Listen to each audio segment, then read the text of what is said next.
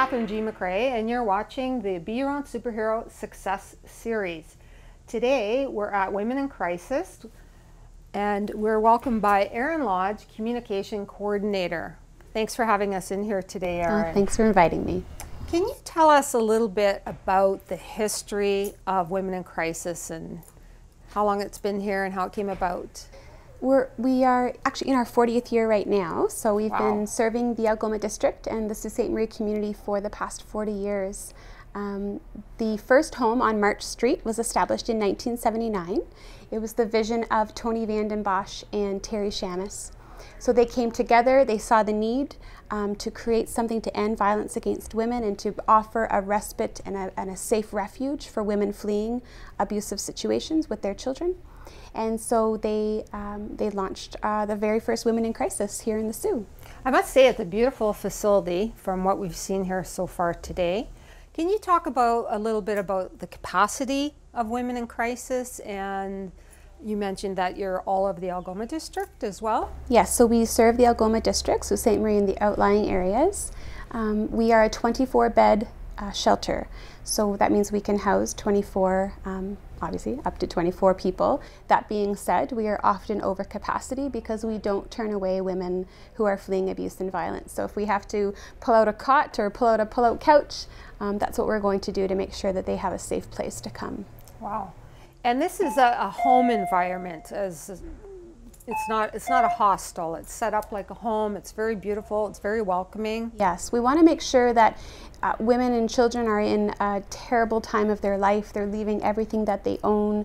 They're scared. They're uncertain about the future. So oftentimes they're leaving with just the clothes on their back. We want to make sure at the very least that when they come here that they feel safe, that they feel comfortable. As you can see, this is our living room. We have comfortable couches, places where they can hang out and watch TV. We try to create a home-like environment so that they feel very comfortable and safe in this space. I noticed there was lots of toys and a play area for the kids as well. Yes, we have a whole playroom set up with all sorts of toys and movies and games and an outdoor play space for the children to go when mums are in appointments or maybe they just need to talk to one of our in-house counselors. We have in-house childcare that offer respite for mums that need a break, that just need that space. And they also work with the children and allowing the children to have an opportunity to express some of the emotion and the fear that they're feeling as well. So on-site counselors, that's phenomenal. We have 2 crisis counselors that are here 24/7.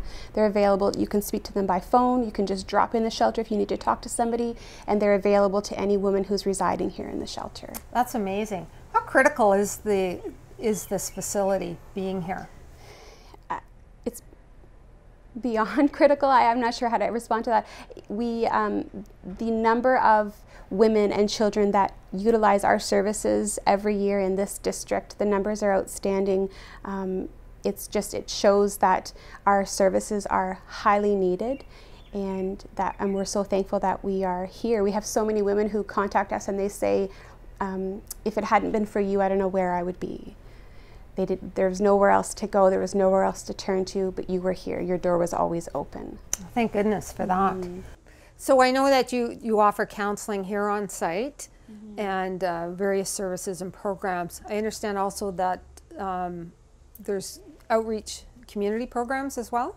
Yes. Can you talk about that? Absolutely. So we have our family court support worker, we have a transitional housing support worker, and then we have 3 counselors that provide sexual assault abuse counseling for women who are not residing in the shelter. And then another program that we offer is a preventative program, and we have 2 counselors that go into the high schools throughout the Algoma District, and they speak to high school students about what a healthy relationship and an unhealthy relationship looks like. And our goal for that is to educate the next generation coming up, and so hopefully that they won't enter into abusive relationships. And so important, so stopping that before it even starts. Yes, that is our goal. Fantastic. What type of support is Women in Crisis looking for from the community to help this organization keep moving forward? Well, obviously we never turn away monetary donations. Funding is critical, especially with government changes and talks of cutbacks. That's always the fear for any social service agency. We also accept in-kind donations like I said earlier, a lot of women, when they're fleeing, they flee with just the clothes on their back. And then after they stay here for time and we help set them up with new, safe, affordable housing, they have nothing to go into that new space. So we accept bedding, and we accept beds and couches and tables and houseware and everything that you can think of to set up a new home are things that they will be needing. Right. So we do have a small amount of storage available that we can store those larger items. We have 2 donation bins just in our driveway that are perfect for your clothing donations that we can access for the women and children.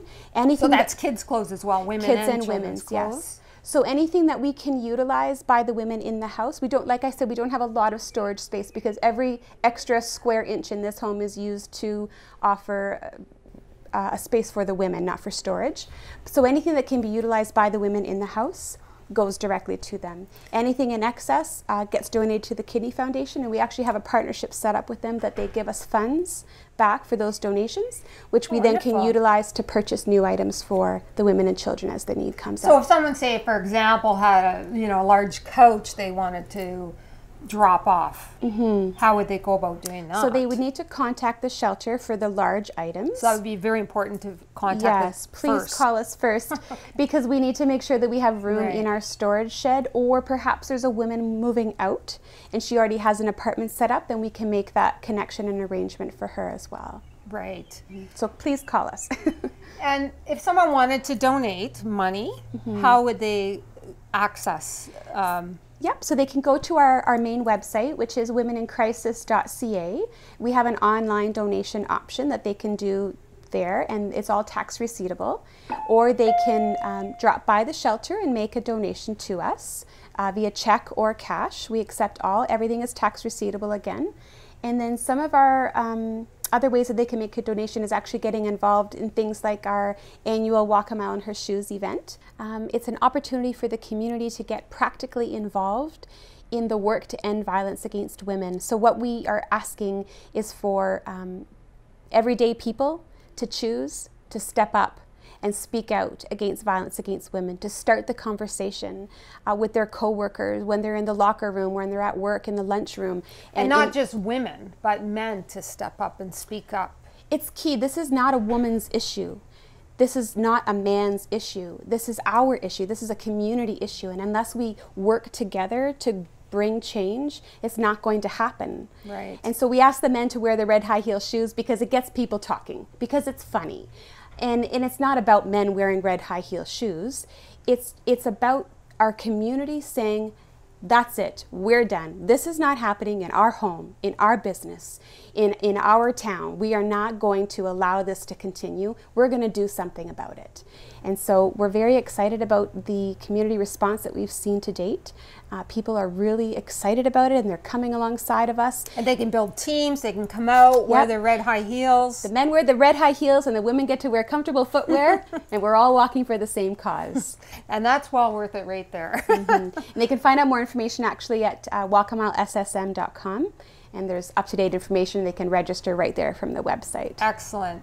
How long, Erin, are women staying here at times at Women in Crisis? It can vary. It depends on each individual situation. A lot of it depends on how quickly she can get into an affordable and safe housing unit.